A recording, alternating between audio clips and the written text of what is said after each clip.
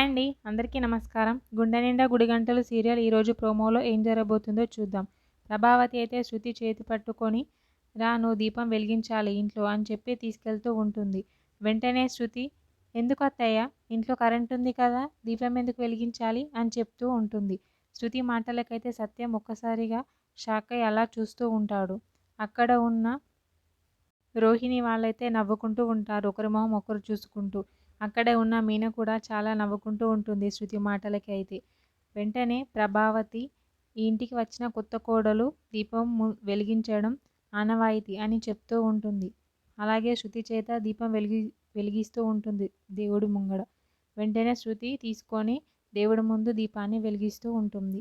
వెలిగించిన తర్వాత మీనా శృతితో అంటుంది, నీకేం కావాల్సిన నన్ను అడుగు అని చెప్పి అంటూ ఉంటుంది. వెంటనే శృతి నవ్వుతూ సరే మీనా అని చెప్పి అంటూ ఉంటుంది.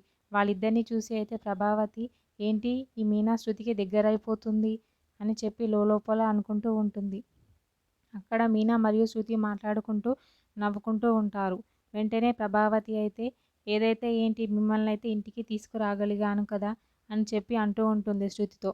వెంటనే శృతి మీరెందుకు తీసుకొచ్చారు ఇదంతా చేసింది మీనా కదా అని చెప్పి అంటుంది శృతి. ఆ మాటలకైతే ప్రభావతి మీనేం చేసింది ఓన్లీ వంటే కదా చేసింది అని చెప్పి ప్రభావతి అంటూ ఉంటుంది. వెంటనే శృతి లేదు మొత్తం మీనానే చేసింది, మీనా కారణంగానే మేము ఇంటికి రాగలిగాము అని చెప్పి మీనా గురించి అయితే గొప్పగా చెప్తూ ఉంటుంది. మీనా మాత్రం లోపల సంతోషపడుతూ ఉంటుంది. ప్రభావతి మాత్రం కోపంతో రగిలిపోతూ ఉంటుంది.